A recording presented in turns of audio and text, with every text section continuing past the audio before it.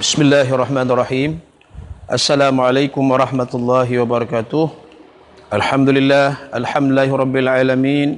Wassalatu wassalamu ala asyrafil mursalin wa ala alihi wa sahbihi ajma'in. Amma ba'd.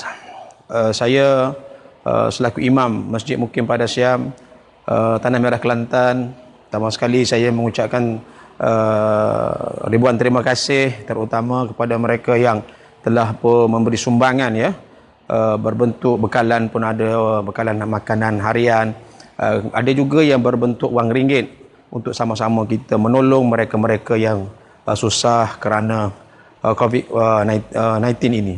Jadi saya nak ucapkan terima kasih banyak-banyak, dan pertama sekali saya nak ceritalah kat sini bagaimana orang yang suka menderma ni apa, dari sekala kita tengok daripada agama kita sendiri. Kalau kita tengok bahawa setiap waktu subuh, ya, azan berkumandang, maka di sana itu ada dua malaikat yang akan turun tiap-tiap pagi sebenarnya, ya.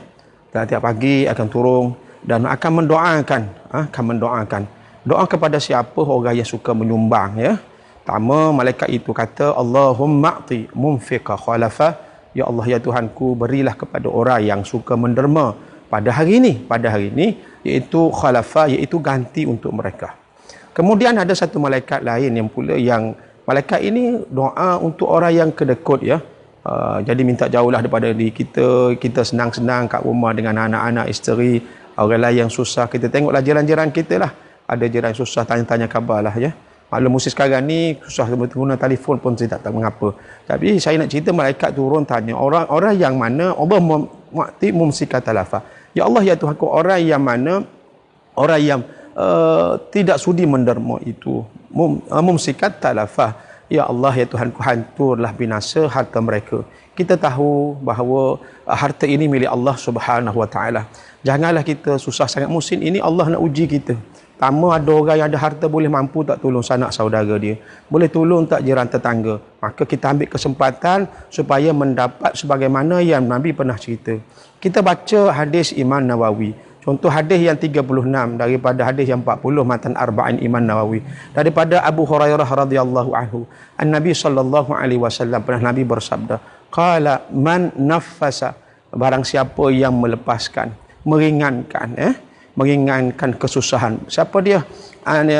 Anil mu'min kurbatan fid dunia. Sesiapa orang Islam, mana-mana orang yang melepaskan, meringankan kesusahan orang mukmin di dunia, nafasallahu anhu, Allah akan melepaskan kurbatan min qarabi yaumal qiyamah, kelepasan hari akhirat. Cuba bayangkan, hari akhirat cukup dahsyat. Sekarang ini kita dengan wabak ini, COVID-19 ini pun kita merasa susah dah. Cuba bayangkan hari akhirat lagi susah kita. Nak jumpa sahabat kita pun susah sekarang ini. Maklumlah PKP sekarang ini. Maklum, kita kena taat dan patuh kepada perintah. Dan ingat, ya, kita tak taat pada patuh dan pada perintah. Sekarang ini hukum keluar rumah tak kena cara, kita takut jadi dosa. Kecuali ada orang yang berhajat kerana daruriyat dan sebagainya, itu tidak jadi masalah. Oleh sebab itu, di kesempatan yang Allah SWT bagi kepada saya di sini, kita sama-sama kita kongsi. Kita jadilah bahawa Allah nak bagi kita kelepasan di akhirat. Bahkan dalam hadis itu juga menyatakan kepada kita, man yassara, sesiapa yang memberi kemudahan kepada ala mu'sir, kepada orang yang susah.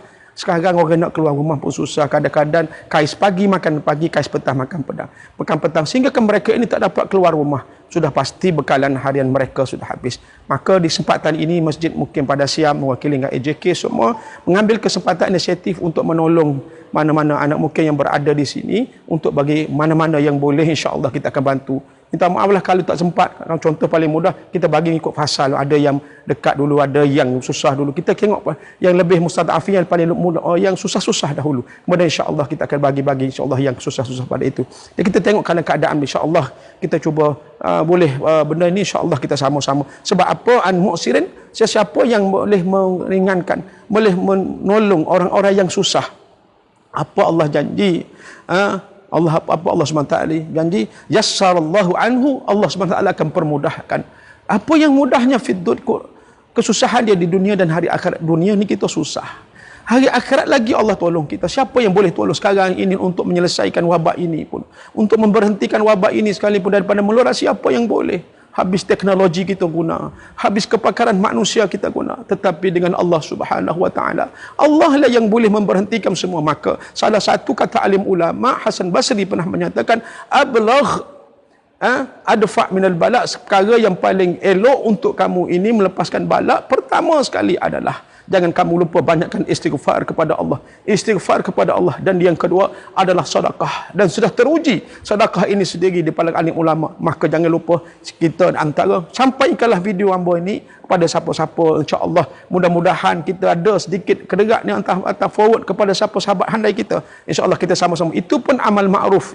Ini salah satu perkara amal ma'ruf untuk menolong orang-orang yang susah. Jadi kesempatan yang orang yang menyumbang kepada terlebih dahulu Masjid Amba ni, masjid mungkin pada siam anak-anak mungkin Amba ucapkan beribuan terima kasih. Mudah-mudahan Allah SWT murahkan rezeki kepada kalian. Mudah-mudahan Allah SWT panjangkan umur kalian. Mudah-mudahan Allah SWT angkat daripada musibah dan bala. Mudah-mudahan daripada keluarga-keluarga kalian. InsyaAllah itulah doa Amba. Dan sebelum Amba hari ini, Amba nak cerita sedikit, ambillah di kesempatan ini Amba bagi tip lah untuk kita semua mudah-mudahan Allah SWT menyelamatkan kita daripada wabak ini. Pertama, kalau kita nak turun rumah, minta tolong sangat-sangat ya. Dan turun rumah jangan turun begitu-begitu. Sebab yang memiliki segalanya Allah. Kita berminta dengan Allah. Dalam ibadat sekalipun suruh suci. Maka sucian kita. Nak turun rumah, tolong. Walaupun orang perempuan yang contohnya mari kota, dalam hadas dan sebagainya, dalam haid dan sebagainya, maka cubalah kita dalam keadaan ambil wudu. Ambil wudu ini kena cara kita alim ulama besar. Dan kita dulu kalau kita bagi mazhab Imam Syafi'i atau mazhab lain pun sekalipun, kadang-kadang kita berkomod ini sunat, ya. Kemudian masukkan air istinsak ke dalam hidung pun sunat. Maka sekarang ini musim kita untuk mempraktikkan wudu tersebut. Maka kita masuk air ke mulut kita, kemudian kita istinsak masuk air ke luar hidung kita hembus. Dan dua kali kita tahu bahawa antara merebaknya wabak ini adalah melalui rongga-rongga antara mulutnya ataupun melalui hidung dan sebagainya. Mata tu apabila kita usap ya, ambil wuduk, maka mata ni kita lapkan dia, kita tekan sikit mata kita supaya dalam keadaan begini Allah Subhanahu wa taala menyelamatkan. Siapa yang boleh menyelamatkan? Allah. Fallahu khairan hafiza. Allah lah sebaik-baik yang boleh menjaga kita. Maka apabila kita ambil wuduk, sebab sudah wuduk, kita pun nak keluar rumah, maka sebelum kita keluar rumah tolong baca bismillah. COVID-19 ini ialah kita tahu dah 19 ini 19. Dan dalam Quran basmalah itu 19 huruf tuan-tuan. 19 huruf tuan-tuan sekalian.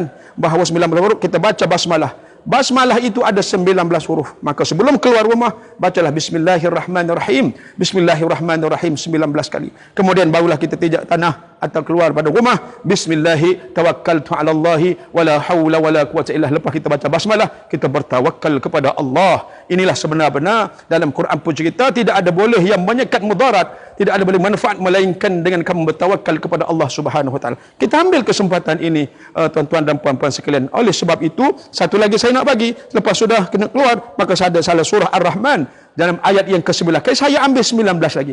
Angka nombor ayat yang ke-19, iaitu marajal bahraini yaltaqiyani bainahuma barzakhul la yabghiyan. Baca ayat 19 dan 20. Yang ke-20 kita baca bainahuma barzakhul la yabghiyan. Di antara kedua-dua itu barzakh, iaitu adalah kalau kita penutup la yabghiyan, yang mana mereka itu tidak boleh untuk menjangkau melangkaui antara satu sama lain. Maksud mudah-mudahan perjalanan kita baca 3 kali bainahuma barzakhul la yabghiyan. Ya Allah, niat ya Allah dengan berkat ayat ini supaya contohnya wabak-wabak virus yang datang pada aku ya Allah menjadi sekatan supaya tak kena pada diri kita dan anak-anak kita. Maka kita baca 3 kali, insya-Allah kita niat pada Allah Subhanahu wa taala. Dengan kekuatan itu mudah-mudahan kita tawakal pada Allah. Itulah sikit sebanyak saya ucapkan terima kasih tahniah.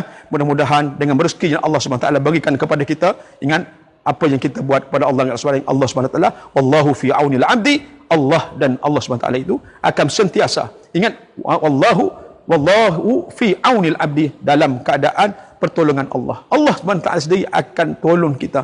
Maka al abdu fi auni akhihi, selama mana kita boleh menolong orang lain. Insya-Allah kita sama-sama, insya-Allah mudah-mudahan dengan pedian sumbangan yang tuan-tuan beri, khususnya kepada anak mukim hamba sendiri kepada Siam, saya ucapkan terima kasih.